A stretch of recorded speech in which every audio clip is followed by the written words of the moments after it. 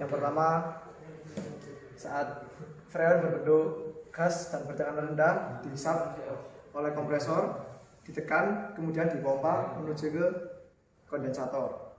Di kondensator, freon didinginkan dibantu oleh kipas dan kemudian bentuknya berubah menjadi tekanan tinggi bentuk cair. Setelah itu, setelah didinginkan dan bentuk wujudnya berubah, freon menuju ke filter atau saringan. Fungsinya untuk menyaring partikel-partikel yang ada di freon seperti kristal atau oli atau air. Kemudian setelah disaring, freon menuju ke katup ekspansi. Di katup ekspansi ini tekanan tinggi bentuk cair dirubah menjadi tekanan rendah bentuk cair dengan cara pengabutan. Jadi ini di sini katupnya kecil, jadi tekanannya dorong, keluarnya jadi kecil.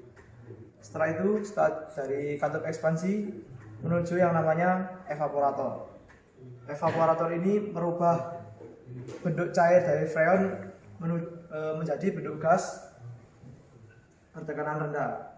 Setelah itu, freon yang bertekanan rendah dihembuskan oleh blower menuju kabin. Siklus ini berputar terus selama saklar temperatur dan saklar blower dihidupkan. Nah, saat mobil putarannya tinggi, kan kompresor juga berputar. Jadi untuk menjaga agar tekanannya tidak berlebihan, dipakailah kopling magnet. Jadi saat ada tekanannya terlalu tinggi, ini akan sedikit selip. Nah, ini fungsinya dibantu berdasarkan termostat atau sensor kayak tekanan gitu. Jadi kalau tekanannya terlalu tinggi, ini nanti akan sedikit selip. Jadi mengurangi tekanannya yang di kompresor. Tekanannya tidak terlalu tinggi. Biar stabil. Sip. Ya, di sini saya bersama teman-teman saya dari kelompok 3. Bagian yang pertama ingin mempresentasikan menerapkan cara perawatan sistem AC. Tak kapung. Menerapkan cara perawatan sistem AC yang nomor 1 yaitu jaga kebersihan kabin mobil. Apapun jenis mobil yang digunakan, kebersihan kabin merupakan hal yang wajib yang perlu dijaga oleh pemilik mobil. Saat kondisi kabin di dalam mobil kotor, maka tersebut dapat masuk ke dalam filter AC sehingga akan mengganggu kinerja AC. Jika hal ini terjadi, maka kabin mobil akan sulit untuk terasa dingin meskipun AC sedang dinyalakan. Untuk yang nomor 2 yaitu jangan membuka jendela mobil saat AC menyala. Cara merawat AC mobil yang selanjutnya adalah memastikan untuk tidak membuka jendela saat AC sedang dalam kondisi menyala.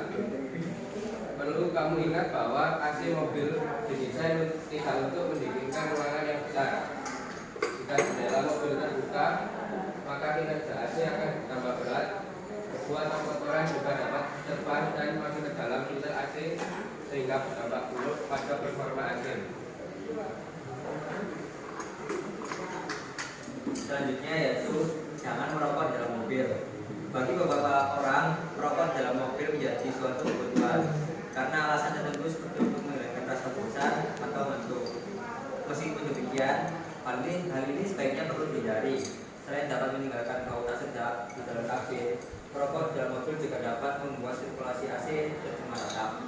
Asap rokok memiliki kemungkinan untuk masuk ke dalam sistem sirkulasi AC dan mengendap di dalamnya. Akibatnya, udara yang keluar dari AC akan bercampur dengan nikotin. Asap rokok juga bisa menempel pada evaporator AC sehingga akan diganggu kinerja AC. Perlu diketahui, evaporator AC disebut juga sebagai unit pendingin yang tugasnya mengeluarkan udara dingin di dalam kabin mobil. Jika evaporator rusak, maka kamu akan merasakan udara yang panas di dalam kabin. Yang keempat, rutin membersihkan kondensor AC. AC memiliki berbagai komponen di dalamnya. Salah satunya adalah kondensor. Sesuai dengan namanya, kondensor AC berfungsi untuk mendensasikan atau membuang gas freon yang tidak dicairkan. Jika ingin AC bisa tetap awet dan terasa dingin, maka kamu perlu melakukan perawatan rutin pada kondensor AC ini. Selain itu, bersihkan juga kotoran atau debu yang menempel karena dapat menyebabkan korosi dan kebocoran. Yang kelima, yaitu jaga kebersihan filter kabin. Filter kabin merupakan sebuah saringan udara yang letaknya ada di dalam mobil. Pada mobil buatan Jepang atau Korea, biasanya filter kabin ini dipasang pada blower di sistem AC dan terletak pada bagian belakang laci dashboard. Pada dasarnya, fungsi filter kabin ini adalah untuk mencegah agar debu atau kotoran tidak dapat masuk ke evaporator. Oleh karena itu, menjaga kebersihan filter kabin juga diperlukan.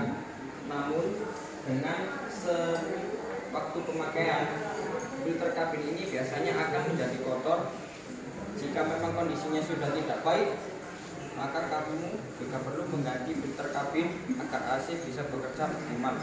Lanjut, saya dari kelompok 3 sistem AC. Bagian 2, diagnosa kerusakan sistem AC. Seperti diketahui, AC mobil terdiri dari banyak komponen, mulailah dengan filter, evaporator, dan lain-lain. Jika salah satu komponen gagal bekerja secara maksimal, bisa jadi AC mobil tidak berfungsi dengan baik. Setiap tindakan yang muncul akan menunjukkan tanda atau tanda kerusakan.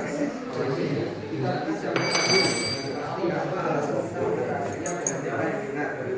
Tapi diagnosa sistem AC adalah sebagai berikut.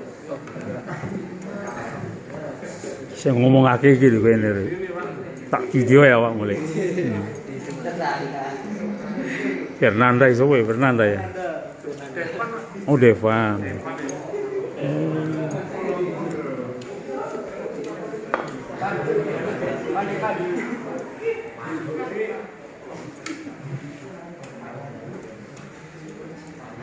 Ya, saya akan menjelaskan tentang diagnosa sistem AC. Jadi di pemeriksaan sistem AC itu ada 2 tahap. Yang pertama pemeriksaan secara visual dan pemeriksaan secara menggunakan alat.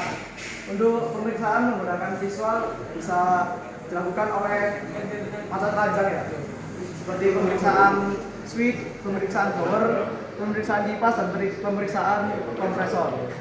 Untuk pertama pemeriksaan blower. Jadi saat kita memutar switch blowernya, kita mengecek apakah blower ini nyala atau enggak. Kalau enggak nyala, tadi switch dari blowernya ini putus atau rusak. Kemudian kita juga bisa mengetes secara visual kondisi kompresor. Apakah di sambungan inletnya ada bocoran atau enggak, atau ada suara yang aneh. Itu bisa kita cek tanpa menggunakan alat. Terus kita juga bisa mengecek kipas pendingin. Tapi untuk mengecek kipas pendingin ini membutuhkan waktu beberapa saat. Karena saat freon suhunya mulai naik, nanti kipas yang model elektrik itu akan putar sendiri. Nah, kalau sudah beberapa waktu kok panas terus nggak mutar, berarti relenya rusak. Itu pemeriksaan secara visual. Selain itu pemeriksaan secara visual, pemeriksaan kebocoran di setiap sambungan, seperti sambungan di kondensor, sambungan di kompresornya, sambungan di katup ekspansi. Nanti ada kayak rebesan dulu, rebesan Oli. nanti berdebu.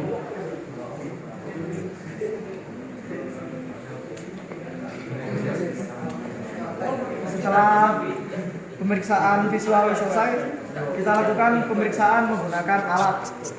Pemeriksaan menggunakan alat itu menggunakan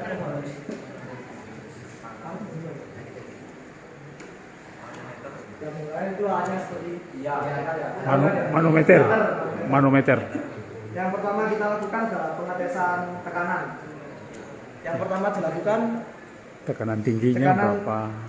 Yang warna biru kita sambungkan ke yang tekanan rendah, yang warna merah kita sambungkan ke tekanan tinggi. Ya. Setelah itu kita lihat untuk normalnya itu yang tekanan rendah harus di 1,5 atau 2 bar, 1,5 sampai 2 bar atau 21 sampai 29 PSI. Pada tekanan tinggi harus pada 14,5 sampai 20 bar dan 200 sampai 230 PSI. Kemudian ini ada analisa ya. Analisa atau diagnosa kerusakan yang bisa kita lihat menggunakan manometer. Yang pertama, manometer menunjukkan tekanan yang rendah dari semestinya. Jadi tekanan rendah itu terlalu rendah, tekanan tinggi terlalu tinggi. Itu disebabkan oleh tekanan kompresor tidak mencukupi. Terus volume cairan pendingin dalam sistem kurang, serta terjadi kebocoran. Jadi tekanannya turun. Terus saat mengukur di tekanan tinggi kan, terus kita mengukur di setelahnya filter. Kok itu tekanannya turun, jadi filternya mampet.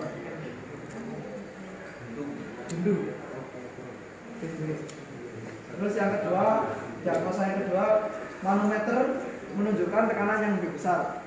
Jadi tekanan rendahnya terlalu tinggi, tekanan dinginnya juga terlalu tinggi. Itu biasanya disebabkan oleh kondensornya yang rusak. Kalau kondensornya rusak, suhu yang tinggi di sini tidak bisa turun. Nah, kalau suhunya naik, tekanannya juga naik. Akhirnya tekanannya itu naik semua. Ini berlebih. Kan di sini kan bentuknya menurunkan tekanan. Dengan tekanan. Nah, kalau tekanannya tidak turun, itunya juga naik. Paham maksudnya? Paham. Pokoknya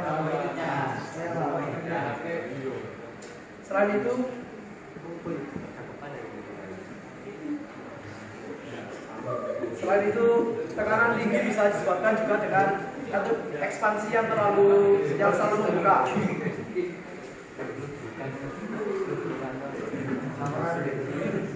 Fungsi katup ekspansi kan menurunkan tekanan. Nah, katup ini cara kerja itu kan buka sedikit dulu. Jadi tekanannya itu bisa dikurangi. Nah, kalau katupnya terlalu buka terus, tekanan tinggi itu lewat terus. Jadi yang di manometernya itu tetap naik, tidak mau turun. Itu diagnosa yang kedua. Terus yang ketiga, manometer tekanan rendah lebih tinggi, manometer tekanan tinggi lebih rendah. Itu penyebabnya karena kebocoran kompresor. Kebocoran kompresor itu biasanya karena kayak katupnya itu sudah aus, ring pistonnya aus, terus katup yang rusak itu tadi menyebabkan saluran inlet ini bocor. Jadi tekanan rendah itu balik lagi, hanya naik. Nah, tekanan di sini kan tidak bisa ditekan, tidak bisa naik. Jadi ini lebih tinggi, ini lebih rendah. Harusnya ini lebih tinggi, ini lebih rendah. Soalnya kan harusnya ke sini ya, karena katupnya rusak, balik lagi, naik lagi. Iya Pak. Kemudian 3. Yang benar. Ayo, Saidi. Membahas tentang perawatan berkala sistem AC. Perawatan guna untuk memastikan kondisi AC tetap bekerja optimal. Servis AC ada beberapa macam. Yang pertama, servis AC pada 10.000 km atau 6 bulan. Perawatan AC mobil berkala yang pertama wajib untuk dilakukan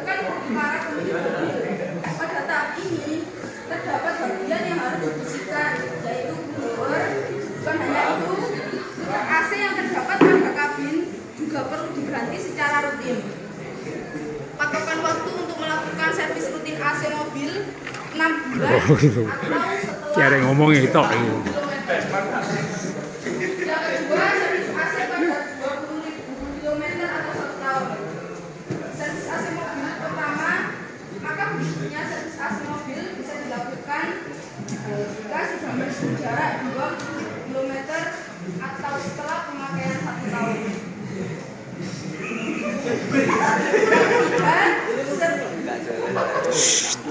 Yang ketiga, servis AC pada 40.000 kilometer atau 2 tahun. Di, ojo guyu di. Mobil sudah mencapai Di, ojo guyu di. Awas di. atau sekitar 2 tahun, maka wajib melakukan servis AC mobil di bengkel AC mobil. Servis AC Selanjutnya. Poin penting-pentingnya.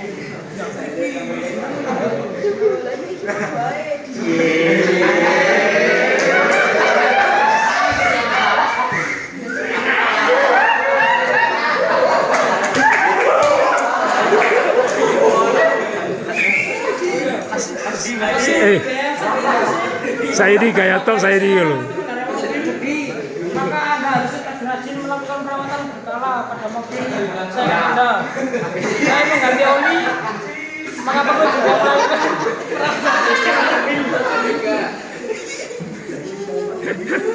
Apa kok di? AC mobil berkala. Pada umumnya perawatan AC mobil berkala dilakukan pada waktu tertentu. Dan kalau servis AC Sekarang apa?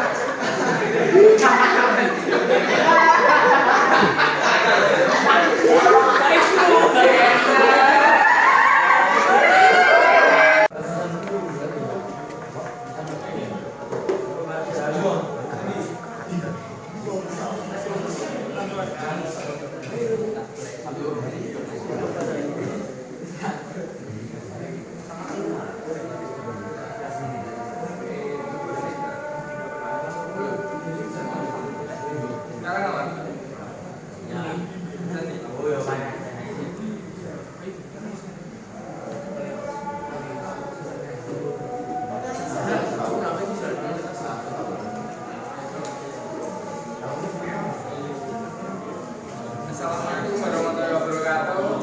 Waalaikumsalam. Di sini saya akan melanjutkan materi presentasi dari kelompok 3 bagian 4. Di sini saya akan mempresentasikan cara perbaikan sistem AC. 1. Melihat kebocoran pada valve. Kebocoran sudah dideteksi tapi tidak mudah diperbaiki tanpa membukanya. Kebanyakan toko suku cadang mobil menyediakan cairan pewarna yang bisa ditambahkan ke dalam sistem untuk mendeteksi kebocoran dan ada petunjuk pada karetnya. Jika kebocoran cukup besar,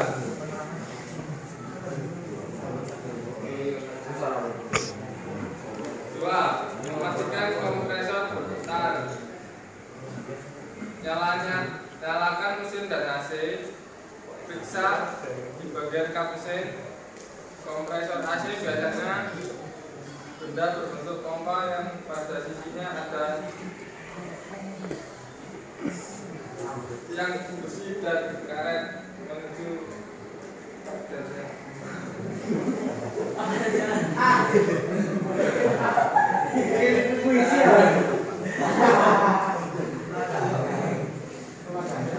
Tunggu tidak ada penutup, tapi ada 2 kantong berbentuk kantong sepeda. Puli di bagian depan kompresor adalah puli bagian luar dan sambungan bagian dalam yang akan berputar saat AC dinyalakan. Jika AC dan bawah menyala, tapi bagian tengah dari puli tidak berputar, artinya